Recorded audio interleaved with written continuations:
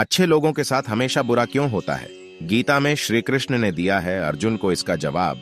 श्री कृष्ण ने अर्जुन को जवाब देते हुए समझाई है, ये बात लोगों को उनके कर्मों का फल हमेशा मिलता है। गीता सार। आपने महसूस किया होगा कि जो लोग अच्छे कर्म करते हैं वो परेशान रहते हैं, वहीं जो बुरे कर्म करते हैं वो खुशी से रह रहे होते हैं। अच्छे कर्म करने वाले परेशान होते हैं कि आखिर उन्हें इतनी परीक्षा क्यों देनी पड़ रही है, जबकि जो अधर्म की राह में हैं वो खुश हैं और जिंदगी का लुत्फ उठा रहे हैं। अगर आपके मन में भी ये सवाल आया है तो आज हम आपको इसका जवाब देंगे। ये जवाब वो है जो भगवत गीता में लिखा है और श्री कृष्ण ने अर्जुन को दिया था। भगवत गीता में वर्णित कथा के अनुसार जब भी अर्जुन के मन में कोई दुविधा होती थी तो वो श्री कृष्ण के पास पहुंच जाते थे। एक बार की बात है, अर्जुन ने भगवान श्री कृष्ण के समीप आकर कहा कि वो दुविधा में हैं और इसका जवाब वो श्री कृष्ण से चाहते हैं। श्री कृष्ण ने पूछा कि क्या सवाल है?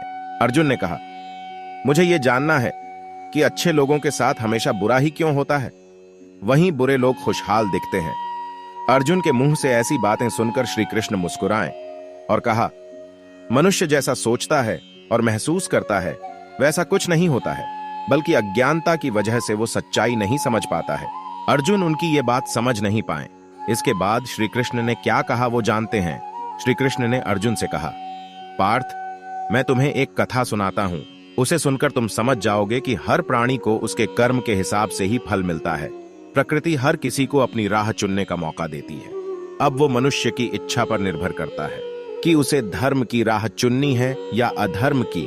कथा शुरू करते हुए श्री कृष्ण ने कहा, एक नगर में दो पुरुष रहा करते थे। एक पुरुष व्यापारी था जिसके जीवन में धर्म की बहुत महत्ता थी। वो पूजा पाठ में यकीन रखता था। वो हर रोज मंदिर जाता था और दान धर्म भी करता था और हर रोज भगवान की पूजा करता था। वहीं दूसरा पुरुष बिल्कुल विपरीत था। वो हर रोज मंदिर तो जाता था लेकिन पूजा करने नहीं, बल्कि मंदिर के बाहर से जूते चप्पल चुराने। उसे दान और धर्म से कोई लेना देना नहीं था। समय बीतता गया और एक दिन बहुत जोर की बारिश हो रही थी। इस वजह से मंदिर में पुजारी के अलावा कोई नहीं था। ये बात जब दूसरे पुरुष को पता चली तो उसने कहा कि ये सही मौका है मंदिर का धन चुराने का। पंडित से नजर बचाकर उसने मंदिर का सारा धन चुरा लिया। उसी समय धर्म कर्म में विश्वास रखने वाला व्यक्ति भी मंदिर पहुंचा। दुर्भाग्य से मंदिर के पुजारी ने उसे ही चोर समझ लिया और चिल्लाने लगे। वहां लोग एकत्र हो गए और उसे बहुत मारा। किसी तरह वो बचते बचाते वहां से निकला तो दुर्भाग्य ने उसका साथ वहां भी नहीं छोड़ा। मंदिर के बाहर वो एक गाड़ी से टकरा गया और घायल हो गया। फिर वो व्यापारी लंगड़ाते हुए घर जाने लगा तो रास्ते में उसकी मुलाकात उस पुरुष से हुई जिसने मंदिर से धन चुराया था। उसने कहा, आज तो मेरी किस्मत चमक गई, एक साथ इतना सारा धन मिल गया। ये सब देखकर उसे बहुत बुरा लगा और उसने अपने घर से भगवान की सारी तस्वीरें निकाल दी। कुछ सालों बाद दोनों पुरुषों की मृत्यु हो गई।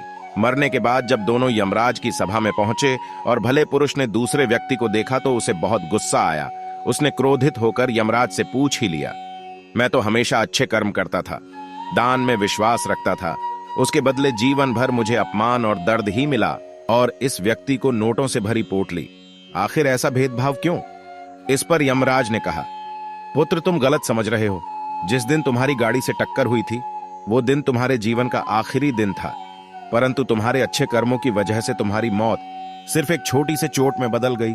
तुम इस दुष्ट व्यक्ति के बारे में जानना चाहते हो। दरअसल इसके भाग्य में राजयोग था, मगर इसके कुकर्मों और अधर्म की वजह से वो सिर्फ एक छोटी सी धन की पोटली में बदल गया। कथा सुनाने के बाद श्री कृष्ण अर्जुन से कहते हैं, पार्थ, क्या अब तुम्हें तुम्हारे सवाल का जवाब मिल गया? ऐसा सोचना कि भगवान तुम्हारे कर्मों को नजरअंदाज कर रहे हैं, ये बिल्कुल भी सत्य नहीं है। भगवान हमें कब क्या किस रूप में दे रहा है मनुष्य को समझ में नहीं आता है, मगर आप अच्छे कर्म करते रहें तो भगवान की कृपा हमेशा बनी रहती है।